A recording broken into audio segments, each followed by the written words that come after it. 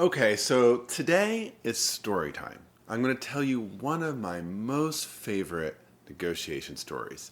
It's a story about two girls, and this occurred over COVID, and so people were kind of trapped in the house. And the house, this really tough, trying day, had only one orange left. And the problem was that both of these little girls wanted the orange, and so they were in a pitched battle with each other over who was going to get the orange. Enter the heroine of the story, Mom. Mom comes in, and what do you think she does?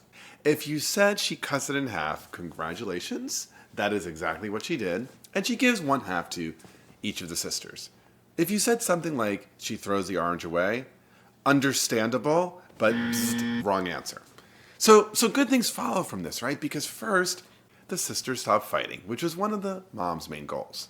Second, and also very good, sister number one takes her half and she peels it and she eats the fruit and throws the peel away. Very good. Now is when the happy ending gets a little less happy. Because sister number two takes her half and she peels it and she throws the fruit away. She uses the rind from the peel to flavor the zest in a cake she's baking. Burp, burp. So what's a little sad about this, and also very common in many negotiations, is that there was a split the difference outcome here, but man, a lot of value was destroyed. Because one sister, she could have had the whole fruit. And the other sister, she could have had the whole peel. And here's the challenge. Most people, when they go into a negotiation, they think it's mostly about dividing a fixed pie. It's mostly about who's going to get what slice of the orange, and I want mine to be bigger. And the truth of the matter is that understanding about negotiation, the idea that negotiation is mostly about dividing some fixed thing where your goal is to get the bigger piece of it, is just wrong. And the reason why it's wrong is that almost every negotiation has at least some domains where if you could figure out how to work collaboratively with the other side to get at what's really important to them, both sides could do better for themselves and actually expand the size of that negotiation pie. So in this example, actually sister number one could have had all the fruit and sister number two could have had all the peel. So today, I'm going to give you some tips for how you could really reorient the way you think about negotiation and find ways to increase the size of the negotiation pie before dividing it.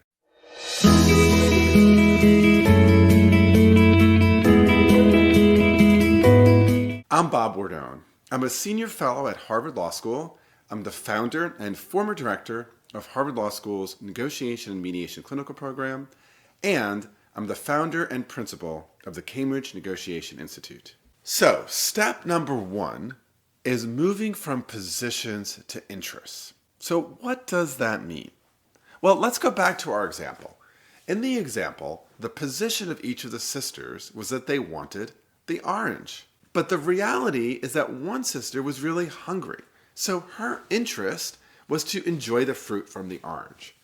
And the other sister, her interest was she was baking and she wanted her cake to have some zest in it. And so she really wanted to use the peel.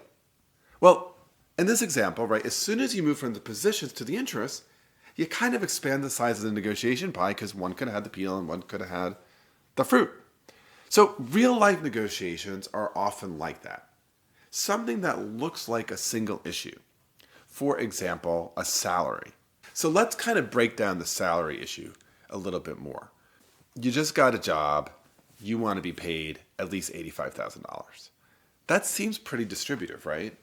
Except if I asked you, well, why $85,000?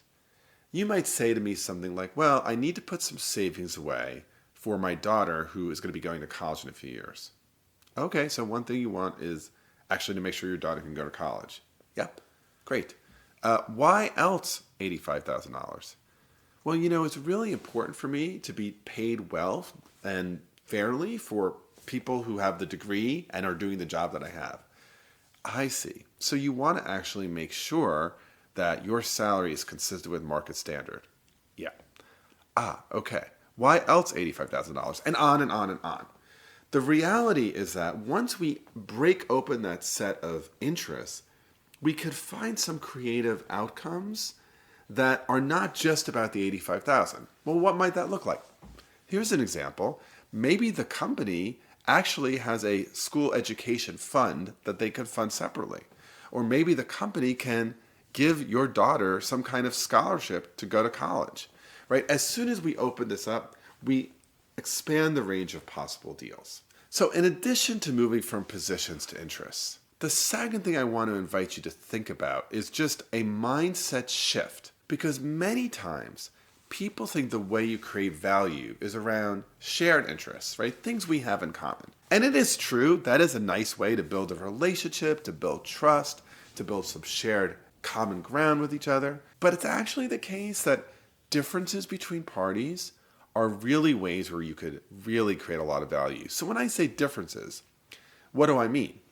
Well, differences in a number of ways. Differences in relative valuations, differences in time preferences, differences in resources and capabilities, differences in risk preferences. So let me break a few of these down and maybe offer some examples. When I say a difference in relative valuation, here's what I mean. When I'm in a negotiation with someone and we're really thinking about underlying interests, there may be low-cost things that I can do for you that would be higher value to you than the cost is to me. Let me give you an example from this past year. I had the great opportunity to do some work in Norway this past summer, and I was working with a colleague who was recently married and was on a fellowship for the year. He very much wanted to go on vacation with his husband, but it turned out that because he was on a fellowship, there was not as much money available as would have been nice. Turns out that my client was prepared to pay for both my colleague and I's airfares at a business class level.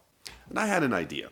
I went to the client and I said, listen, my very nice colleague is recently married. He really would like to go on a vacation with his husband. And challenge, they don't have a huge amount of money right now. But they're not fancy people. I actually think they'd quite like to fly coach class. And I think if you'd be willing to pay for 2 coach class tickets, they would say yes to that. And looking at the prices, you would save $4,000. What do you think? My client said, this is why I want you to teach negotiation for us.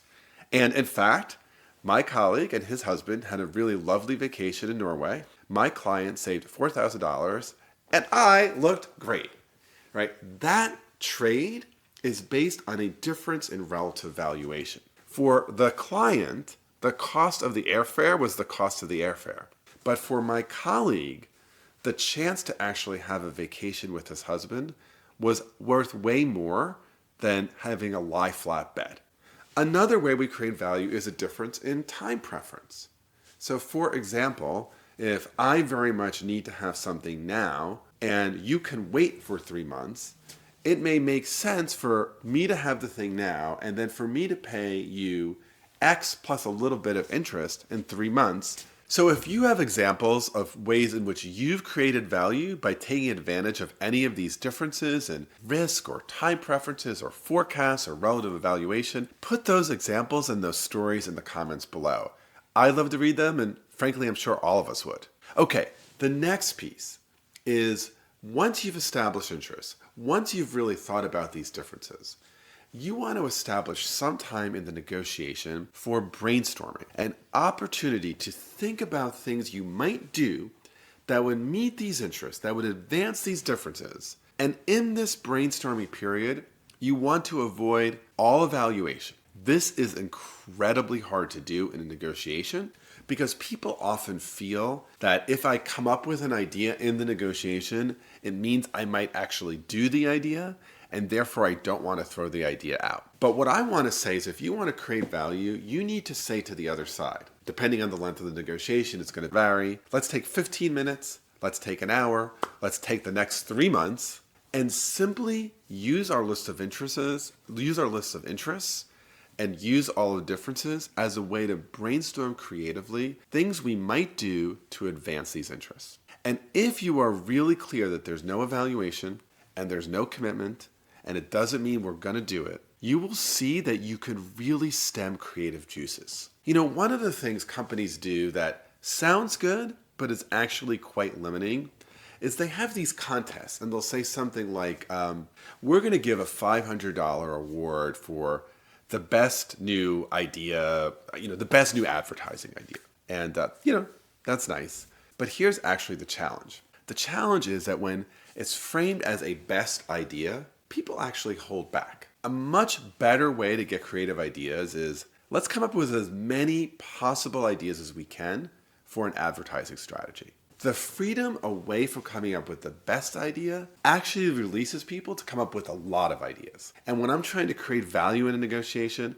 I want to have a lot of ideas. So, to recap, first, and importantly, I want to get out of that zero-sum gremlin in my mind that says negotiation is all about winners and losers. Secondly, I want to work to move from positions to interests. Keep that orange story in your head. Third, I want to exploit differences between the parties in ways that help me think about creative outcomes. And lastly, as part of the process, I want to set up some explicit time for brainstorming options. Okay, so you want to find a way to continue to expand the pie? Keep watching this next video, Art of Persuasion for Professional Success. I know it will expand my pie for sure.